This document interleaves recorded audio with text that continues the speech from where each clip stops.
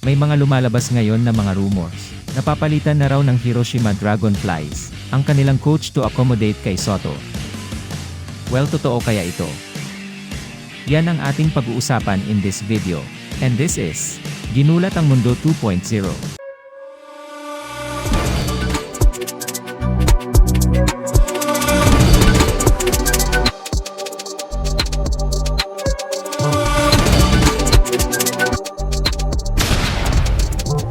Kay Soto jackpot nga sa Hiroshima Dragonflies. Dahil sa kanyang pagbabalik ay expected na raw natataas ng husto ang kanyang playing time. At lalaki ang kanyang role sa team. At hindi lang yan, gagawa daw ng malaking pagbabago ang Hiroshima Dragonflies. Ayon sa mga ibang vloggers not me. Papalitan na raw ang head coach ng Hiroshima Dragonflies na si Coach Kylie Milling.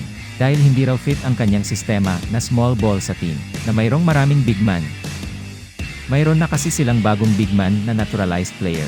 At magbabalik pa si Kai Soto, at sayang ang kanilang height advantage kung hindi ito ma-maximize.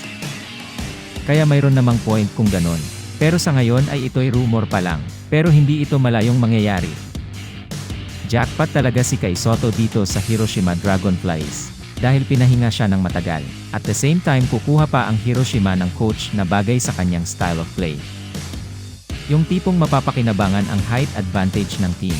At hindi puro small ball, kahit mayroon silang personnel na malalaki. Pero mapalitan man ang coach o hindi, ay ang importante ay fully healed na ang likod ni Kai Soto. At ang sabi ng mga reports ay wala nang sakit ang likod ni Kai Soto. Pero they are making sure na ready na si Kai Soto, and will be in game shape when he finally makes a comeback. At mukhang seryoso ngayon ang Hiroshima Dragonflies na makuha ang kampyonato sa Japan B-League. And I think this season ang best chance ng team na mag-champion with Kai Soto still in the lineup. Baka next year kasi ay nasa NBA na si Kai Soto. Samantala, ang hot shooting ng LA Lakers ang nagpaangat kina LeBron James at ang mga kasamahan nito na ngayon ay nasa 2-0 na sa NBA end season tournament. Nagdala si D'Angelo Russell ng 24 points at meron ding 19 points si Anthony Davis, 11 rebounds, and 6 block shots sa pangatlong sunod-sunod na panalo ng Los Angeles Lakers 137-107 laban sa Memphis Grizzlies para sa NBA end season tournament nitong Miyerkules. Nag-ambag si LeBron James ng 16 points and 9 rebounds sa loob lamang ng 22 minutes para sa Los Angeles Lakers na umangat ito sa 5-0 sa home at 2-0 sa tournament play sa kanilang unang komportableng panalo ng season.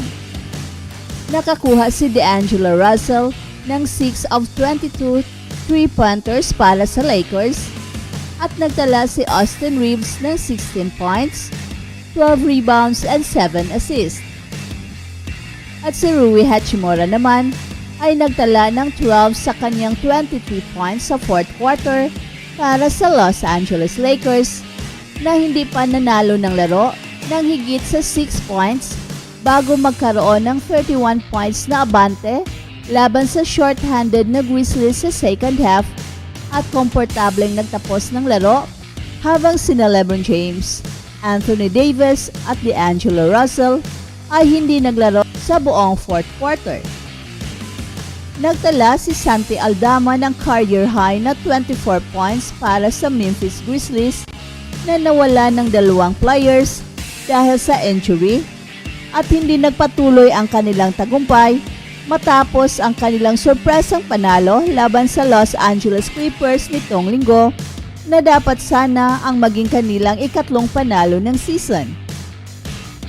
At si Marcus Smart ay umalis sa court sa first quarter dahil sa kanyang left ankle injury at hindi na bumalik ito.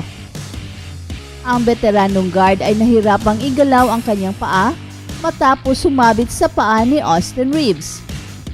At si Luke Kennard ay nawala sa second half dahil rin sa kanyang left knee soreness para sa Grizzlies na nakagawa ng 23 pointers ngunit nahihirapan sa pag-score sa paint laban sa malakas na depensa ng Los Angeles Lakers na pinangunahan ni Anthony Davis.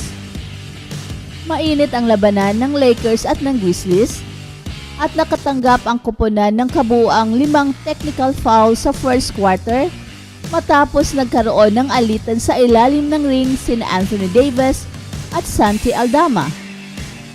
Pagkatapos na umiskor si Anthony Davis, hinawakan ni Aldama ang bola at lumapit kay Anthony Davis. At tinulak naman ni Anthony Davis si Aldama. Sumalungat naman si Desmond Bane kay Davis at itinulak ni Russell si Bane.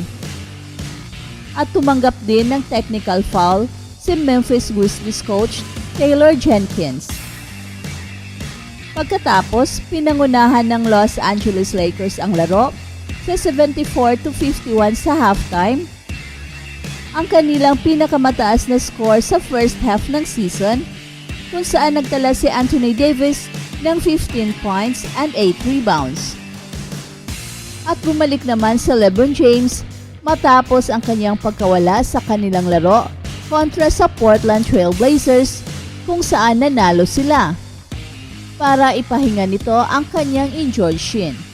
At naglaro ang Los Angeles Lakers na wala sina Gabe Vincent at Jared Vanderbilt na pinayagan ng magpatuloy sa kanyang recovery mula sa injury sa kanyang heel na siyang nag-sideline sa kanya ng buong season.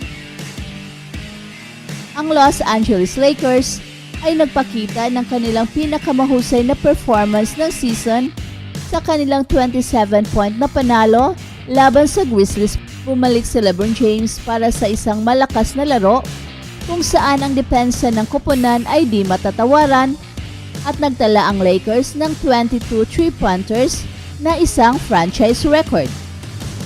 Nagtala ang Lakers ng kahangahangang 62.9% from the deep, a huge change from the first 10 games of the season, as the Lakers were one of the worst 3-point shooting teams in the league.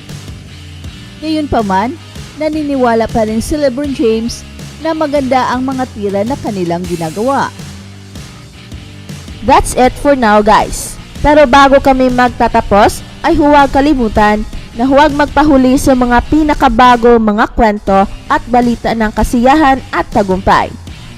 Bahala na ang mga marites dyan. Basta kami ay handang maghatid ng tunay na inspirasyon sa mundo ng sports. Welcome to Express Info. Do you want to have these exclusive Puma Rise Nitro basketball shoes? Because once we reach 200k subscribers, we will be having this giveaway. Just comment to win. Shoes are promoted by Kai Soto himself. Just like this video, and most importantly, comment anything positive about Kai Soto. It's easy. Commenting is the key to win. Share your positive comments about Kai Soto. Do it now na. Win the prize. Stay tuned for more updates.